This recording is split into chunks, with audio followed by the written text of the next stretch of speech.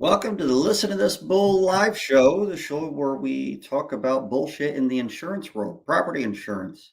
I'm Matt Mulholland, that's Remington Huggins. Remington is the more attractive of the two of us. This is the show where if you watch us live, you get to ask questions live. You can ask whatever you want. Like, why is Remington so damn handsome? And the answer is because life sucks. That's why. It's just the way it is. It's good for him, I guess. He is a little bit shorter than me though, so I've got the height advantage. At least there's that. You got the beard, Matt. You got the beard. The beard, yeah. I'll take the beard. So today we're going to talk about whatever the hell you want. So if you're watching this live, put some information in the commentary. Ask us questions. If you have a specific claim question, you have some specific circumstances you need some help with, post it in the comments. If there's anything that gets real deep, maybe we'll even pull you onto the show to ask your question live. So this is going to be driven completely by the audience. So let's get started.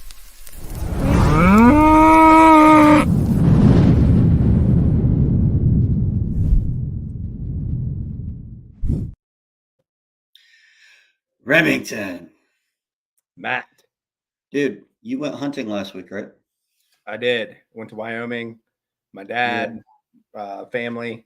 So, but back in the swing of things, ready to rock and roll. How many hunting trips has it been since you actually got something?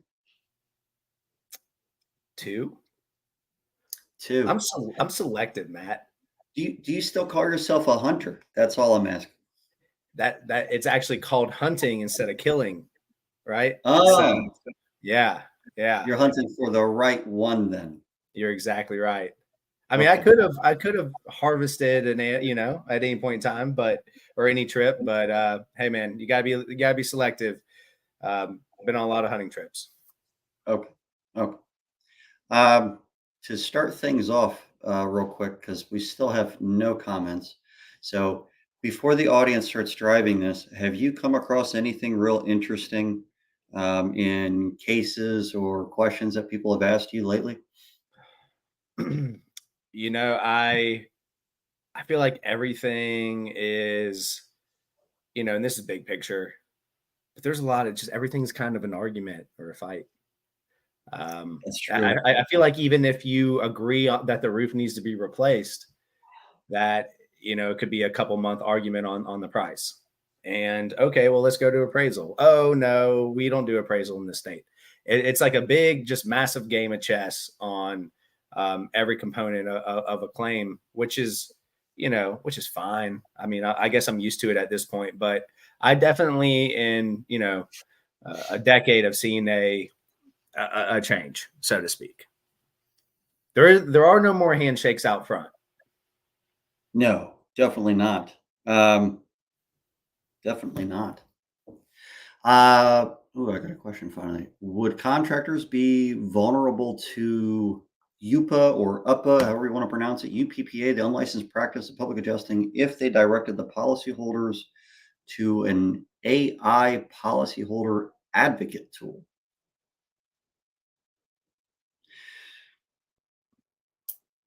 I mean, are you giving legal advice if you're directing them to try out a tool that you don't own?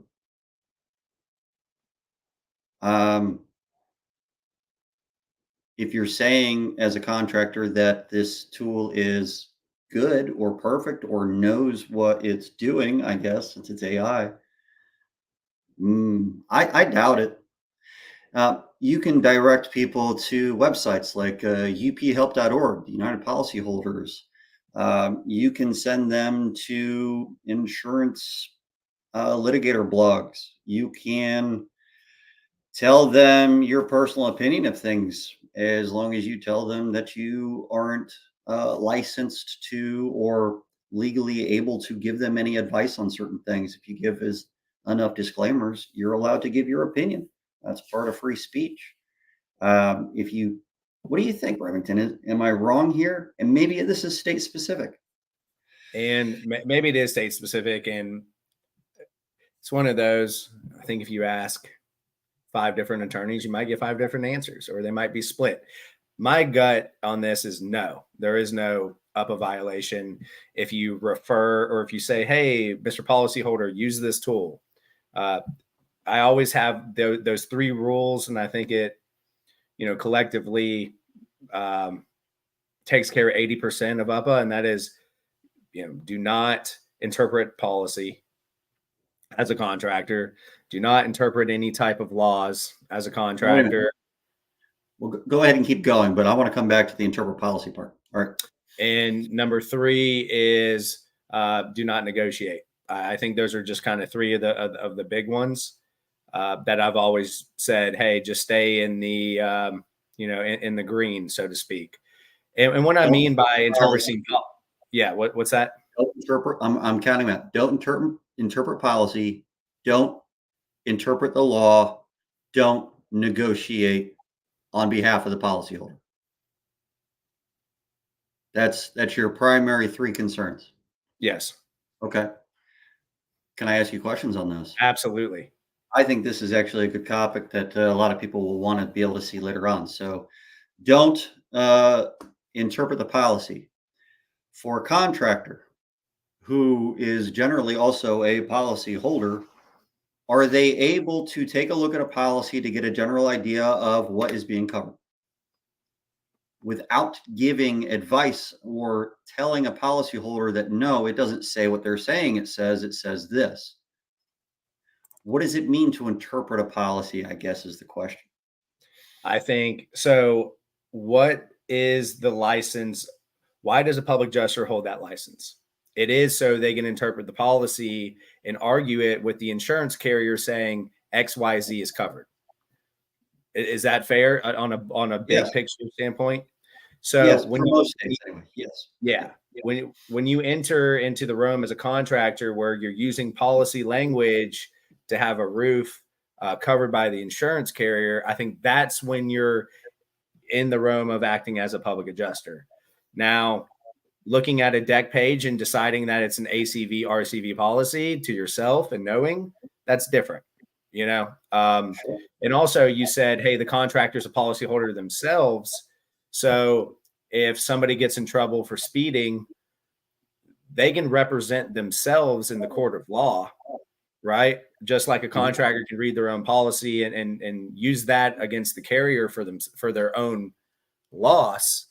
But when you start using it to represent a homeowner and use policy language to try and open up coverage, I think that's where you're in the gray area. Okay, so because they're a policyholder themselves, they can interpret their own policy, but that doesn't give them the right to interpret someone else's policy. But when you say interpret, and what most people mean when they say that you can't interpret policy, what you're really saying is that you can't argue the policy. There you go. You can't argue the policy on the benefit. Read it. What's You're that? allowed to read the policy, right? I see nothing wrong with a contractor reading somebody's insurance policy. No, because you can get your next door neighbor to read it. Right. If a contractor wants to verify before they take on a claim that they're gonna get paid, it might be a good idea to have a good understanding of what's in something like an insurance policy that's about to be utilized to make those payments, especially if the policyholder is incapable of making those payments without the coverage. So it's almost good business practice to know if you're going to end up getting paid, I would assume. But where a contractor would go wrong, and whether we agree with the last statement or not, I think that you and I could both agree where a contractor would go wrong is if they say, you owe this, Mr. Adjuster, because of this policy, or you're applying the policy wrong, or telling a policyholder they're wrong about this. This is what it actually says, do this, or say this about your policy and give advice on what the policy says. Is that a distinction, or am I just outright wrong, you think? Am I going too far? Would a contractor go too far if they were to read a policy? I think them reading a policy isn't, and this is my opinion.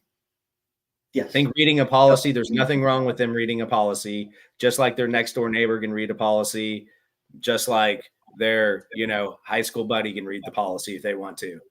But it's actually taking the language within a policy and advancing it on a claim and really representing that homeowner by saying, like, for instance, the contractor's like, well, Mr. Adjuster, your policy says if the damage is hidden, then it's a covered loss. To me, that's when you're in that gray area, right? Because that's for a public adjuster to do. That's for an attorney to do. That's why they have the license. So that's rather than just reading it versus applying the language in the policy to really represent a homeowner, commercial building owner, and on their property insurance claim. So that's, to me, there's a distinct difference. But if I was a contractor and I wanted to know if that hidden damage clause was in there for seepage that is inevitably going to be the point of contention, so that I know if I'm going to get paid if I start the work, might not be a terrible idea to take a look at it without saying anything to the policyholder or the insurance company about it, letting them apply the policy as needed. Yeah. I mean, look, it's a very state-specific topic, by the way. So Remington, just to be clear, Remington is a Georgia and Florida attorney and might be wrong about other states. So give your disclaimer real quick, just in case, Remington, because we're going down some hard paths that you're going to have on the record. This is my opinion. Okay. And this is also my opinion based on Georgia and Florida law. And this is my opinion in which the contractor doesn't hold an assignment of benefits as well. I'm going to throw that out there because that does change things. But absolutely, Matt, I do believe that, I mean, look, like you said, business practices, like, hey, we're about to do, and really, a lot of it where contractors look at the deck page or the policy, the business practice of doing that, a lot of that was under the assignment of benefits because you don't want to replace a roof, get the policy and find out it's an ACV policy. Now you got to tell Mr. and Mrs. Smith that they got to come out of pocket 25%. Right. Yeah, it wouldn't be fair to a policyholder if you weren't able to do something like that and suddenly they're hit with a bill that they weren't expecting to have. So representing that they do have coverage to someone and say, yeah, no, you definitely have coverage. I'm going to go ahead and take this claim on and not take the claim on. I'm going to take the work on, probably is overstepping the bounds. But it is gray area. Instead of the word coverage, I would use the word damage. Like, here is damage to your roof system. Don't make any promises that their insurer is likely to pay, and let them know up front that if in the event that the insurance company doesn't pay, that they are still liable for that work to be performed. And that way you're covering your ass. But I do think that it's a smart move. Personally, my favorite reason that I think a contractor should read the policy is to know when bullshit is being fed to the policyholder and to them. And so that they could recommend to the policyholder that they get a public adjuster or an attorney. I know there's not enough PAs out there. There's not enough attorneys out there to handle every claim. So there's going to be contractors that are handling claims without PAs and without attorneys because they can't find one, even if they wanted one. So knowing when bullshit is being fed to them is a big deal. You could just continue beating your head against the wall, or at that point you could find, I know that this is wrong.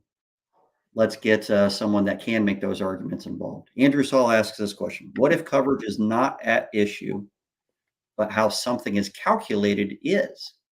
Does this come under the unlicensed practice of public adjusting? So let's say it's co-insurance calculation, I would assume, or how ACV is calculated.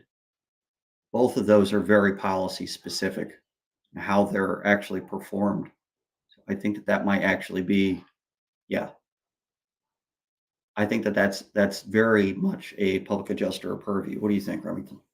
If I was a contractor, I would not be calculating co-insurance. There's no way I would do that. I mean, that is very, and typically how co-insurance is applied is in the policy, and there's examples in the policy that show how co-insurance is applied.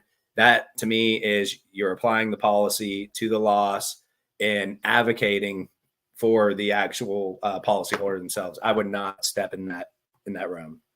he says, or business interruption is calculated. And I think it's the same answer. And look, this is not at all, I want to be clear, a slight to contractors at all. But a contractor should not be calculating business interruption, right? Just like probably a business interruption specialist shouldn't be calculating how much it costs to replace a roof. Like, kind of stay in your lane, unless you're a specialty on all realms. But that should not be happening. Get a especially a accountant. What if you are a forensic accountant? That's basically a contractor. It's a vendor. It's not a licensed. Maybe it is a license. I just don't know. Is that a license? There you get some type of certification as a forensic accountant. But look, if you're hired as the forensic accountant, then do it. Yeah. If you're the contractor, you're hired to do, but you're not interpreting the policy. Yeah. Yeah. Right. And just like laws are coming through, and again, I don't want to speak for every state, but the states I practice in, being the contractor and public adjuster in the same claims and no. So I would assume that it's the same. All right. So you said interpret policy, and then you said interpret the law.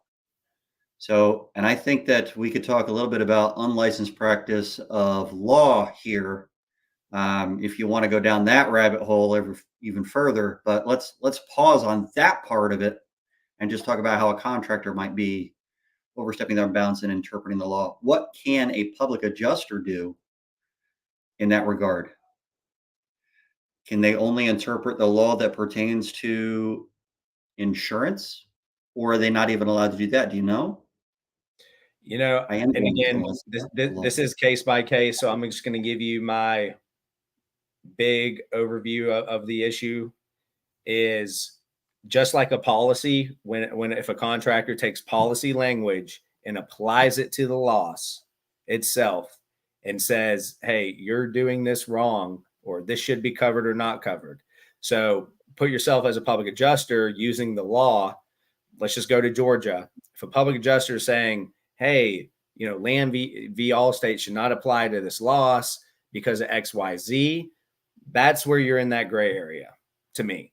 Now, and again, you might ask different, and I want to, hey, here's a disclosure. You might ask an attorney and they might say something different.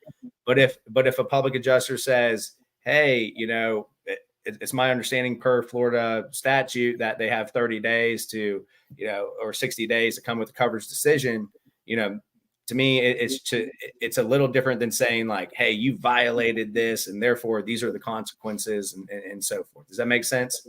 You can tell somebody the speed limit, but you can't tell somebody, hey, here's the speed limit. And by the way, you are fully in violation of this. And these are the repercussions of it, unless you're, their mother or dad.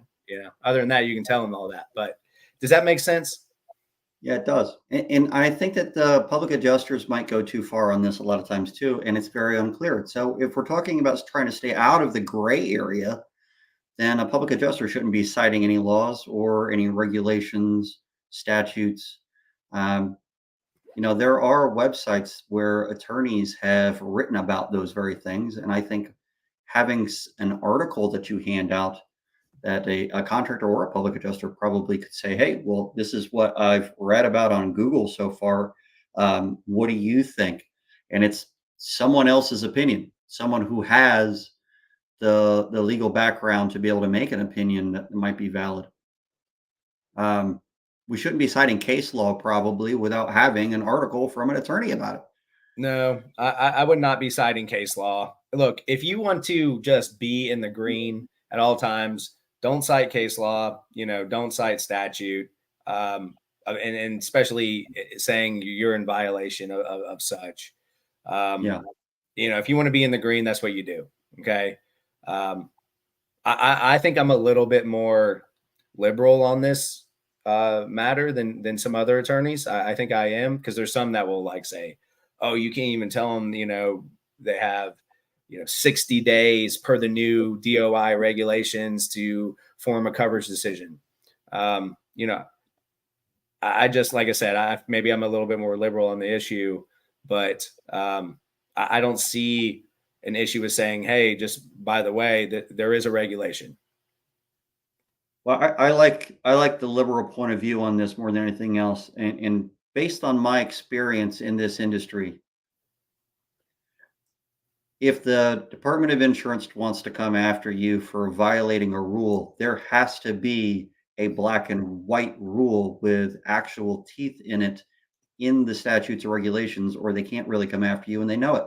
And so they'll end up figuring out that the stuff isn't strong enough and they'll write some new bills and they'll make it more black and white. So let me say this, if it's in the gray area, chances are good you're not going to have too many issues. Somebody might threaten something, but there's not much that they can do. It's based on my experience and my opinion. Um, that seems to be reality. If it is black and white, get out of there. You shouldn't be doing what you're not licensed to do if it's very clear. But if you don't know if it's clear, if it's just gray area or you're just repeating something you read on Facebook or something, you might want to get the opinion of an attorney on what the actual black and white rules are, which is why we're doing this show.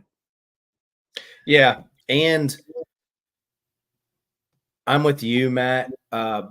Look, if you are in the gray area, or let's just say the red, if you're in the black and white area, eventually you're going to get in trouble. All right. You might get away with it for 12 months, 24 months, but I'm telling you, you're going to run across the wrong desk adjuster or the wrong opposing counsel, and they're going to come after you. It's going to happen. They might even shoot. I've seen it where, look, I've received files from public adjusters where I immediately call the public adjuster. I'm like, hey, you've got to cool it.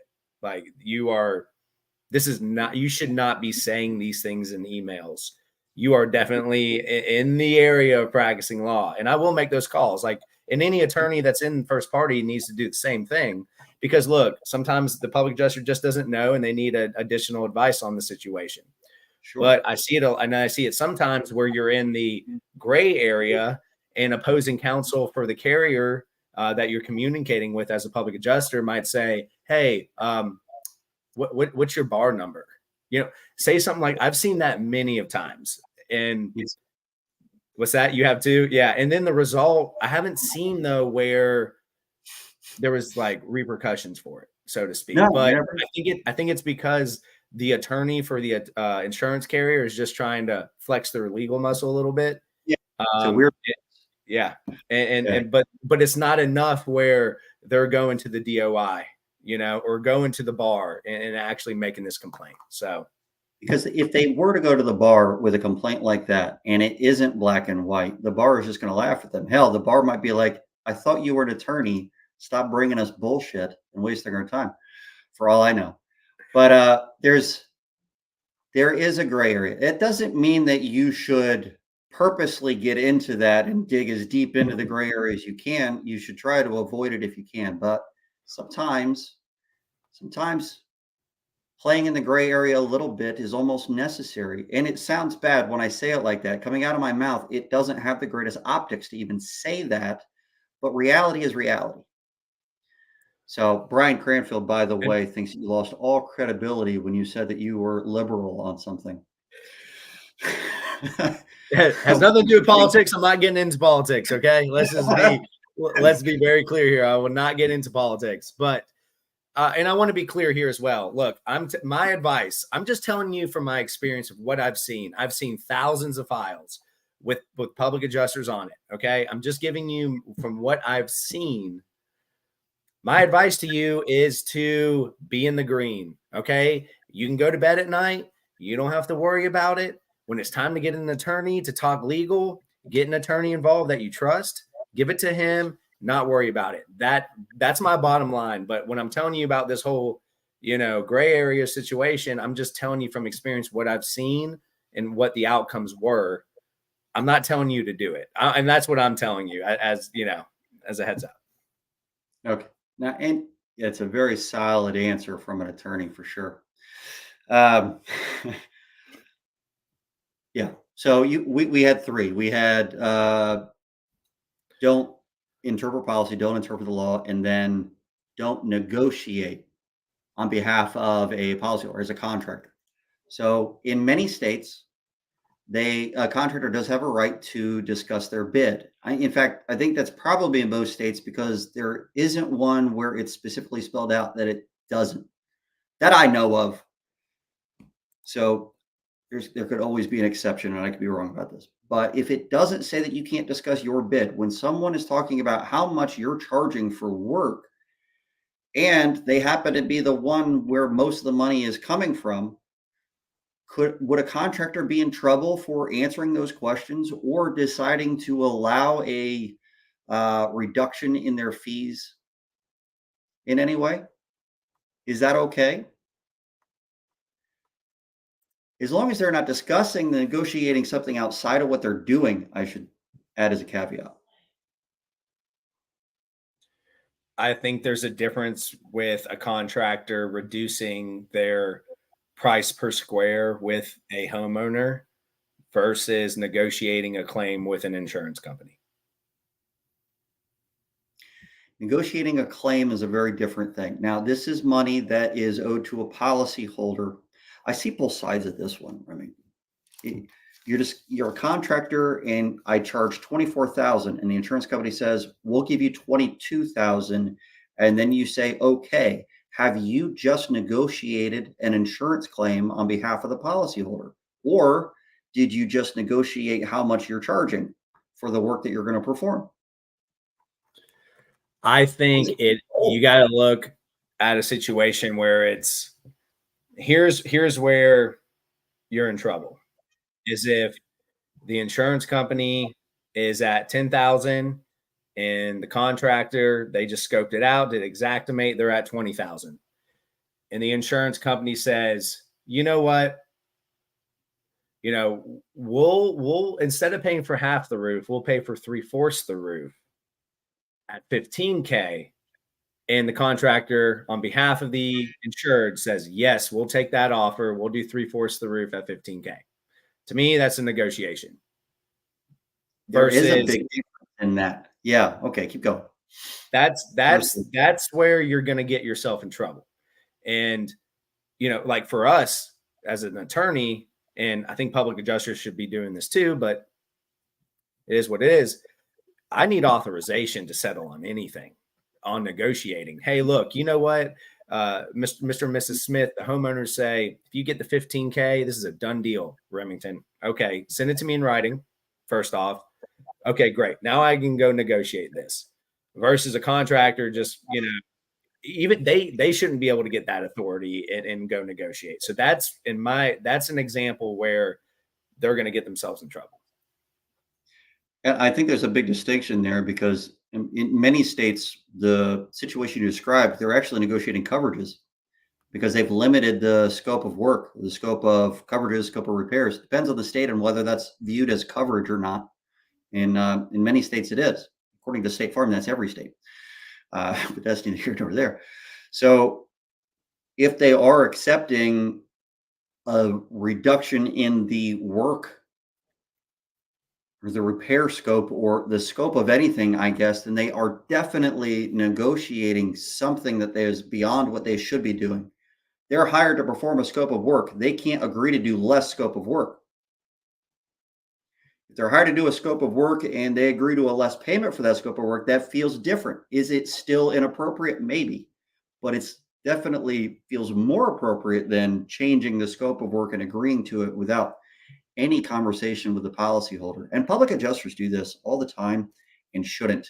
And in many states, it's not a good idea, especially in states like Florida. And if there is a compromise settlement going on, it's roughly the same rules that public adjusters should apply as attorneys. You need to bring that compromise settlement offer to the policyholder, let them make the call, unless they've given you written permission to do so otherwise.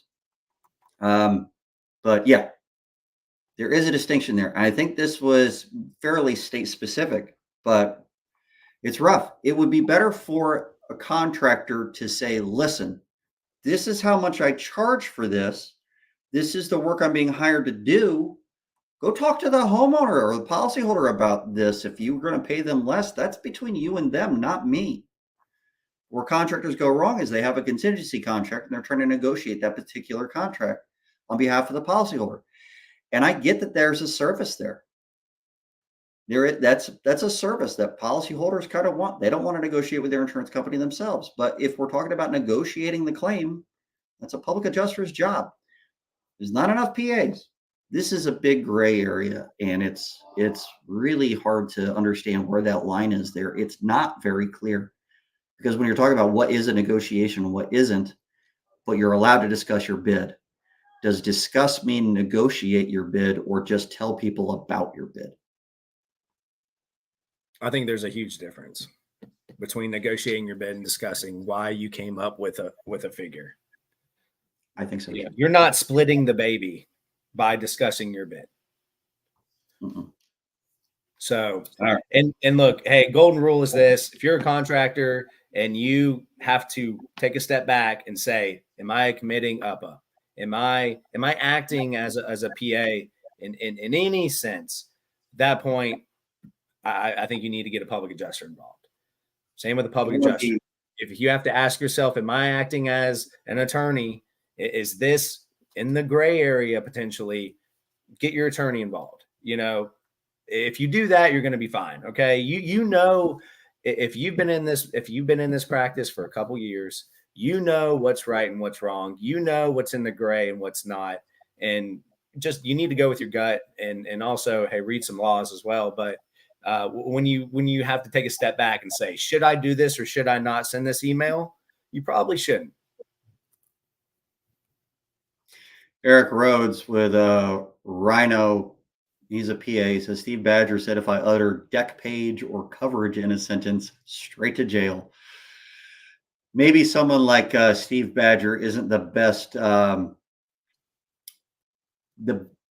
best source of information on this. He's accused me of acting as an attorney without a license because I posted a TikTok video that asks some questions and said that something was interesting in differences between policies. He also thinks that I'm acting as an attorney without a license by teaching people how to interpret policies. So, which is wrong. Of course, I'm not an attorney, so how would I know if he's right or wrong? I haven't gotten a subpoena yet. Well, on the one specific where you're teaching individuals how to interpret policy, I strongly disagree with that opinion that is practicing law. Look, there's public adjusters across the entire country that are given CE credits on exactly that, when they go to just certain conferences and so forth. Absolutely. I strongly disagree with that.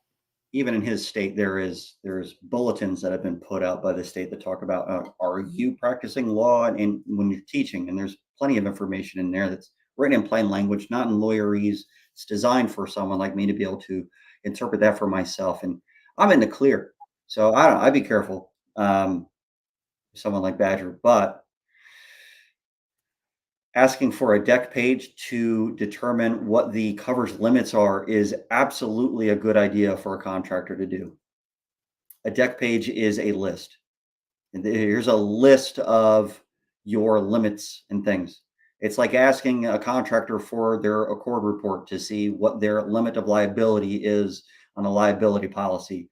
Is a policyholder or a homeowner acting as an attorney by asking for that? I don't think so. I think that's bullshit. What about this, Matt? You as a contractor inspect a roof, you come down, you show the insured the pictures of the damage. You're like, here's the damage. And when you do that, also, if you want to be in the green, you say, here's the damage. It's up to you how you want to deal with this, right? But here's the damage. But there's no way for a contractor, or even let's just say a public adjuster of that sense, to even look at the policy at that point. But they go ahead, the homeowner or commercial building owner decides to go ahead and just file that claim because of the damage that they saw from the documentation. I'm just bringing up a scenario, and that's the more likely scenario. I mean, it's not like, Mr. Homeowner's got, his deck page sitting on his coffee table. I mean, it's not realistic. No, and policies have gotten so different in the last 10, 15 years. You used to be able to, a policyholder could tell you, I have an RCV policy, and they would all pretty much be applied the same way. And so a contractor would know, oh, you have RCV policy. Yeah, you're probably good. If you want to file a claim, it's up to you. And they'd probably be right. Most policies were very, very close to the ISO forms and very, very similar to each other. And now there aren't. They just aren't.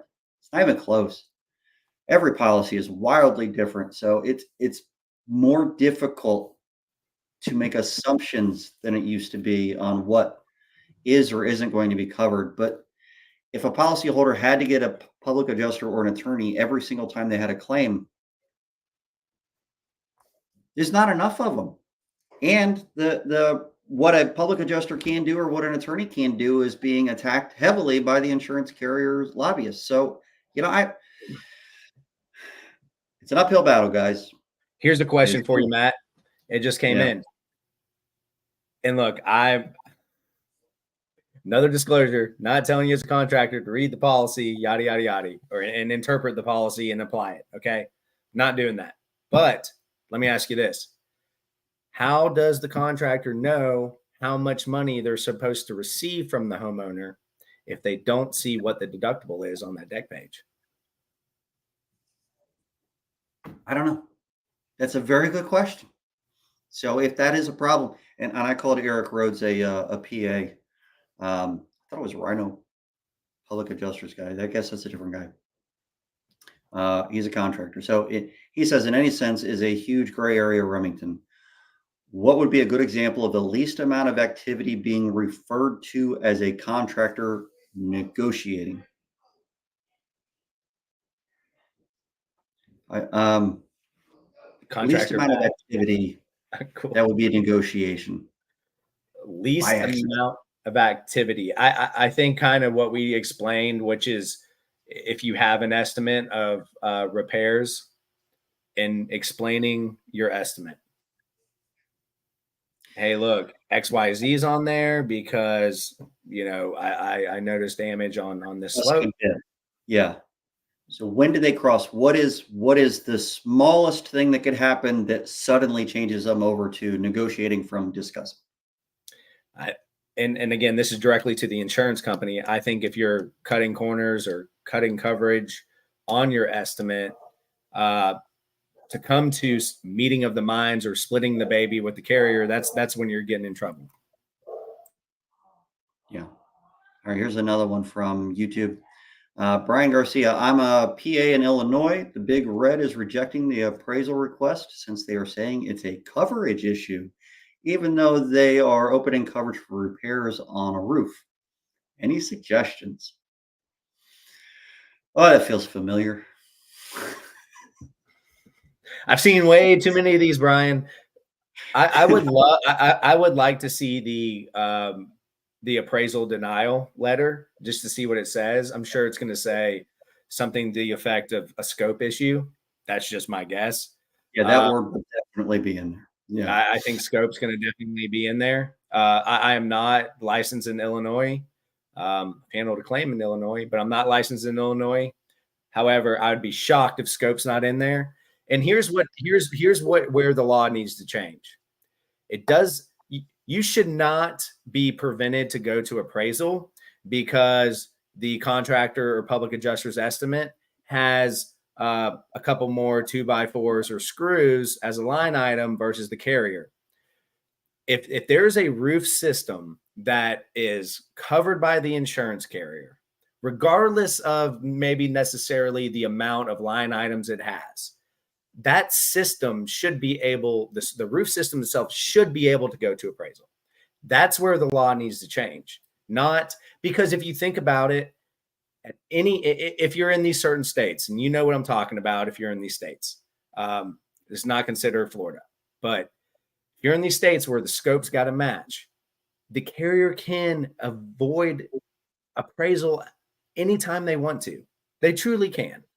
So that's why I think the law needs to change where it's like this item, as in this system should be in. Okay, these hardwood floors should go to appraisal. And also, what is the proper repair for these hardwood floors? To me, it should be an item and a consideration in appraisal. That's where it needs to change. I think it will eventually, We just got to get some more traction. And I think some more good cases need to go to the appellate courts. Well, there is a big fight right now over that word scope and what it means. So the real question is, what do they mean by difference of scope? And Remington used the word items. According to State Farm, every item basically is its own coverage. So if they say that this is not appraisable, it's a difference of scope, what they're trying to say is that this is differences of a scope of coverages, even though you're just talking about different line items in an estimating program, or repairability issues, or scope of repairs. These are very different things. Scope of repairs versus scope of coverage, very, very different things. I think Remington is correct about what is the scope that they have agreed to. And if they specifically say 5 shingles, then that's exactly what they're getting into. They're just trying to say that each and every shingle is its own coverage.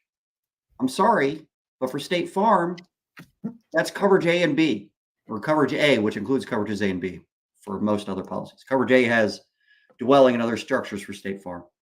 They've opened up that coverage. That is a coverage. Another coverage in their policy, option O and L, is a separate coverage. Shingles are not a coverage in the policy. You know that because shingles are not listed as a coverage in the policy. There isn't a additional coverages shingle individually in there. It just isn't written that way. So if they're going to open up coverages for hail damage or wind damage to a roof, then reasonably you wouldn't necessarily say that the entire structure has been open for coverage. You could, from a very technical standpoint, you could definitely say that. But reasonably, they've opened coverage for wind damage to the roof. And that's how it's been applied for years and years. But they're fighting this idea of scope as if every little thing is its own coverage. Nails are not their own coverage in the shingles. It's bullshit. And they're trying this everywhere they can. And they're even fighting back in states that already have case law against what they're saying. It makes no sense. It's bullshit.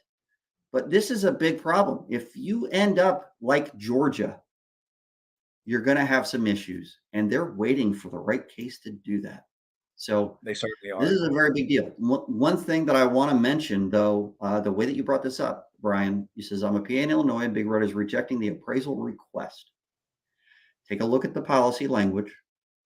Take a look at the appraisal language specifically and see if it says that either party may demand appraisal, or if it says if either party may request appraisal. If you have a difference of amount of loss, however that is defined in your state, you can demand it if it says demand in that language. I'm only saying if because I know State Farm's got some new language out there, so it might say request. I've seen some policies that say request. Take a look at that language.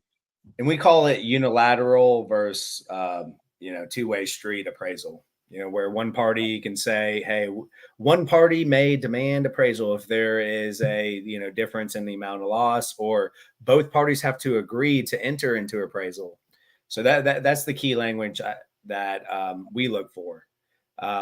Also, I'd even like to dumb it down just as a little bit more. I like what you're saying, Matt. I agree with it 100%, and I'm going to use it.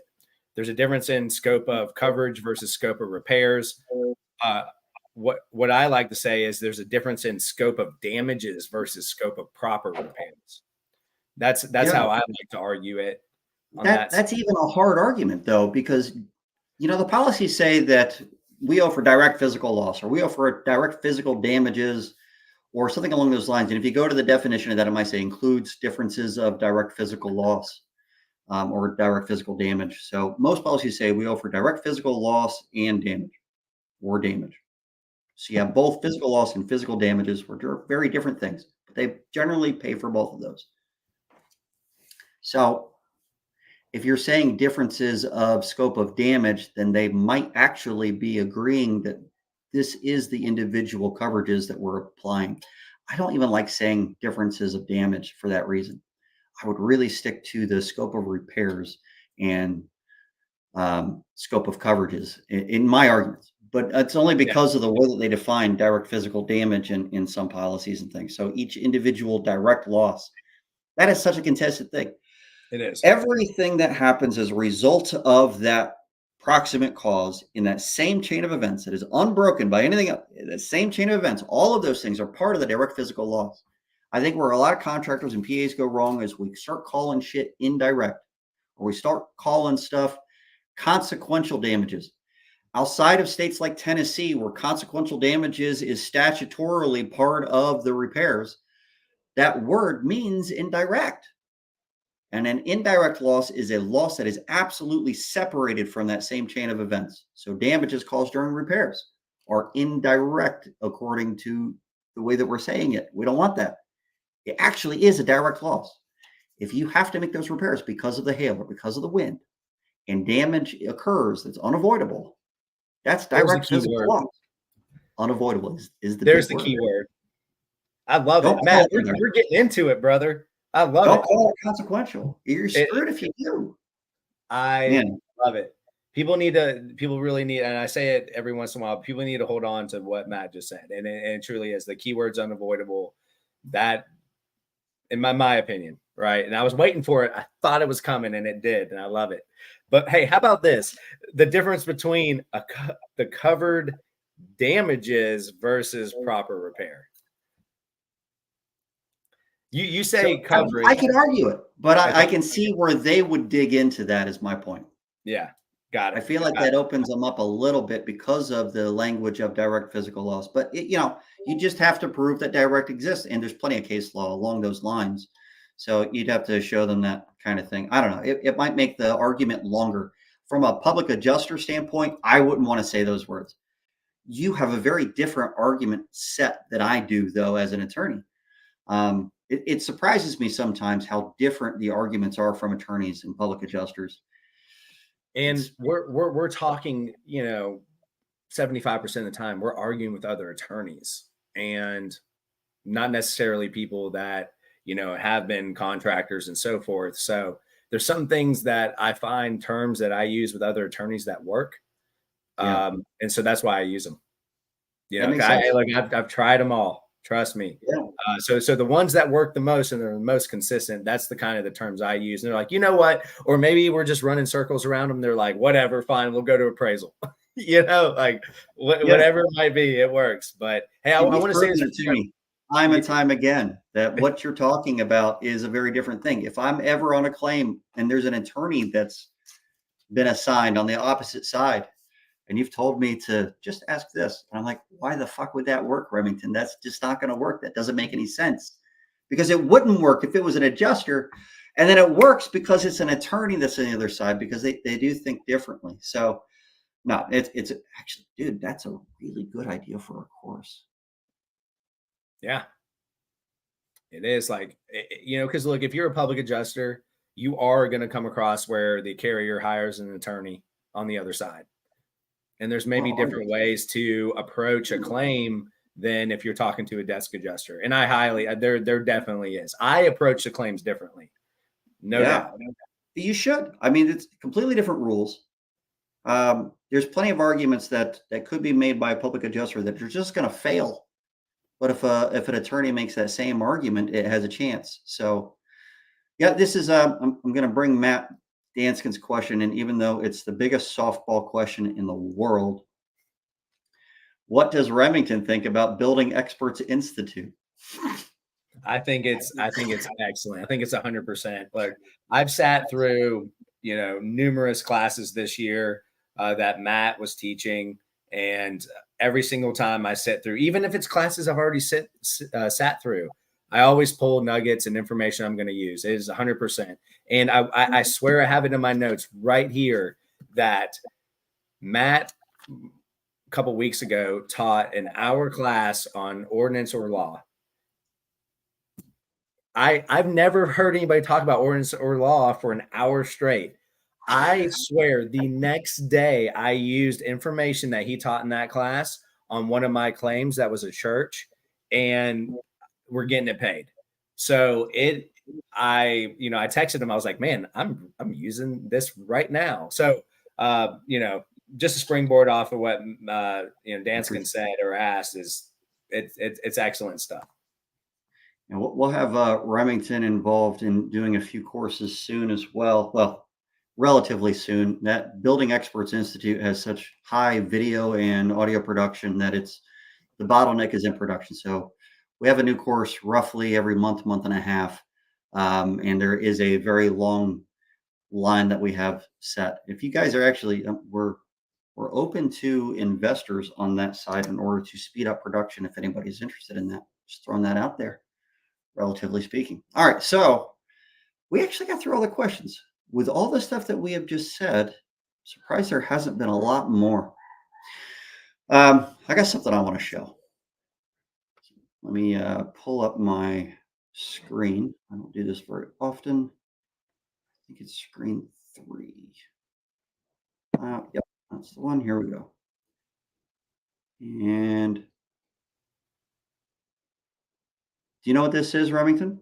Those are oysters, oyster shells. They are not oysters.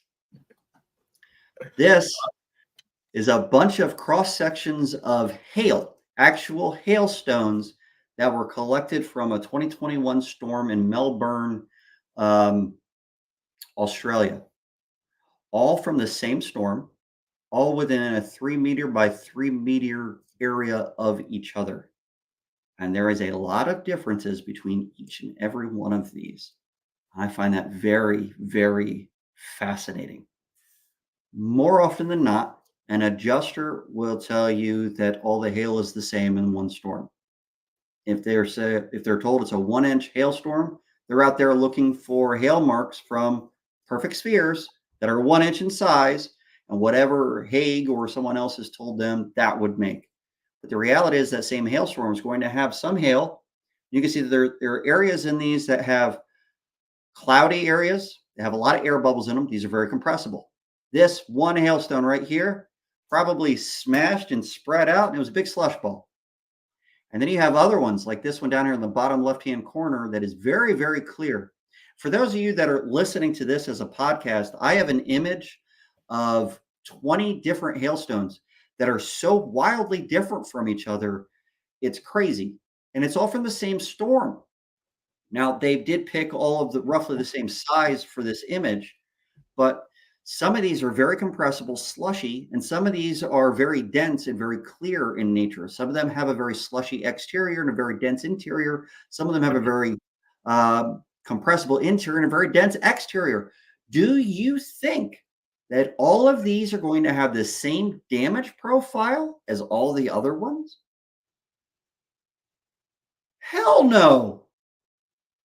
It's the same storm. These are going to look so different from each other. And look at the shape of some of these. Some of them are oblong. Some of them have some weird points in places. Some of them are roughly circular. This one in the bottom center is relatively spherical, most likely. And then you have this one on the right-hand side or dead center on the second row down that's got this weird spike on it. If that spike hit first, what would that look like? Is it going to be the same size as the 1, 2 below it? That's almost a full circle? No.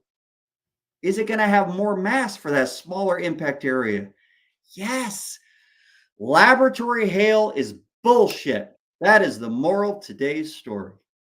I mean, look at the top left versus bottom right. Talking two different atmospheres. Hey, Matt, how far were these hail impacts from each other? Within a 3 meter square of each other. And meter because it was in Australia, so they used meters. So that would be like a 10 by 10. This is within a square, a roofing square. So, okay, within a roofing, that's what, TPO, I would assume? Now, they actually collected this off of a mat that was thrown out to collect stuff. So it was soft impact when it hit to allow it to be as realistic as possible to what it looks like while falling. So, I mean, some engineering firms would have said that there were 20 different storms here.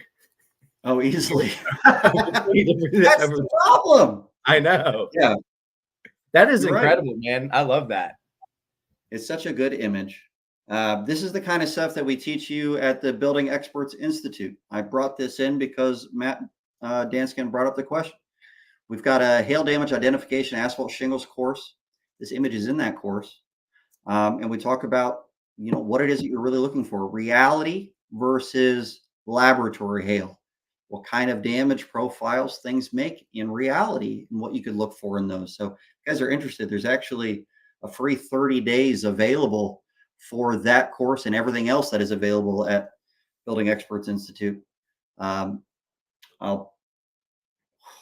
said that, and now I have to find where that is. I'll actually post it in the commentary in all of these areas if you guys are interested. Defeating Unethical Engineer Tactics, an 8-hour course, hail damage identification to asphalt shingles, and wind damage identification to asphalt shingles. All three of those are available in the Building Experts Institute right now. Have we gotten any new questions in? Quite yet. I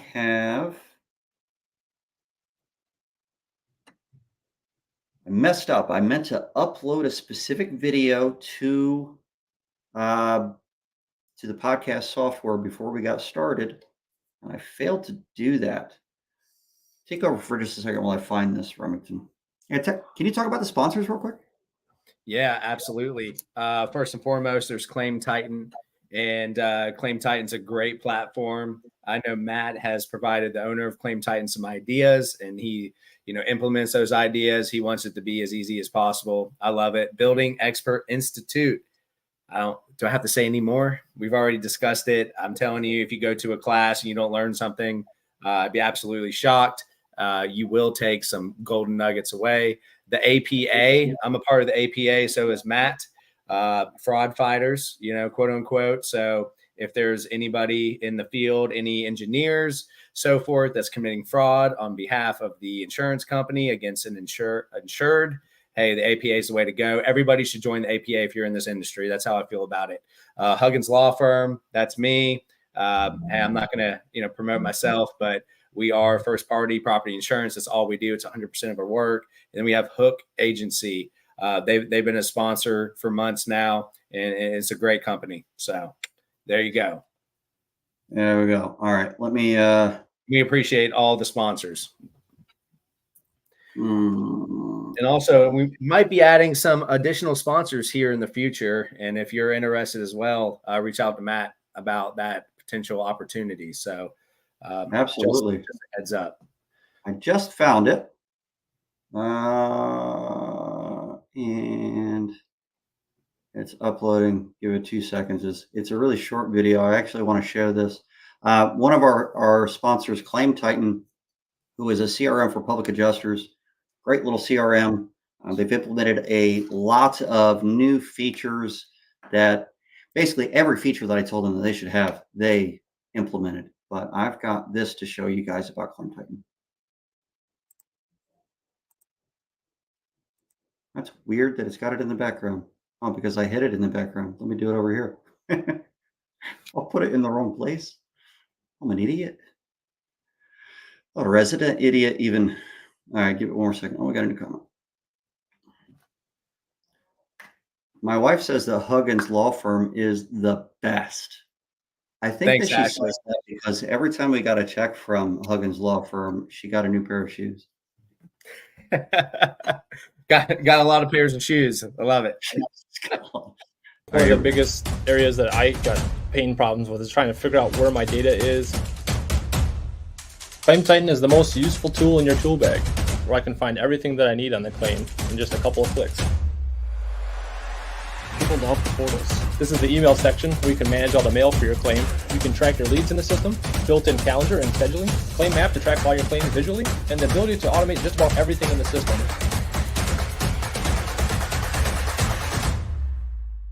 You don't go reaching for a hammer to screw in a screw. You get the tool that you need for the job. And it's Matt approved. I love it. My son, Liam, created that little video. He liked that little Matt approved thing so much. He was just cracking up every time it played. Made me laugh. It is Matt approved. It's a good software. There's plenty of decent CRMs out there. I don't want to disparage any that are out there, but Claim Titan is solid. If you guys are interested, you need something to put your information in. They are a sponsor of the show. I am biased as a result of that, but I got to tell you, it's good stuff. I would buy it. All right, Remington, any final words for today? We just hit an hour. Nope, no final words. I love the discussion. I mean, Always good. Extremely informative. Got in the weeds a little bit, but I love it. And again, I do want to. The attorney me just wants to say a disclosure about the UPPA situation. Every state's different, but that was my you heard my staying in the green opinion. Stay in the green. Don't worry about it. But I was giving you examples from my experience of handling thousands of claims. So that's all. But I can tell you, if you listen to this, if either you're a contractor, public adjuster, or an attorney, from the beginning to end, you're going to find some information that's going to be helpful. Absolutely. All right. Well, we appreciate you guys joining us for the show. Next week, it's going to be a little bit later. We're going to be doing next week's show on Wednesday instead of Tuesday. So a special time. We're going to go live from the APA Summit. And we'll have a few people that are part of the APA that are there. So we will see you next Wednesday at 4 p.m. Eastern, 5 p.m. Central, 6 p.m. Now, I feel like I have to say all of them. You get mixed up. So 4 p.m. Eastern, 3 p.m. Central. Did I have it wrong? I had it backwards. I'm an idiot. All right. I'm a resident idiot. In fact, I will see you guys next week. Thanks, guys.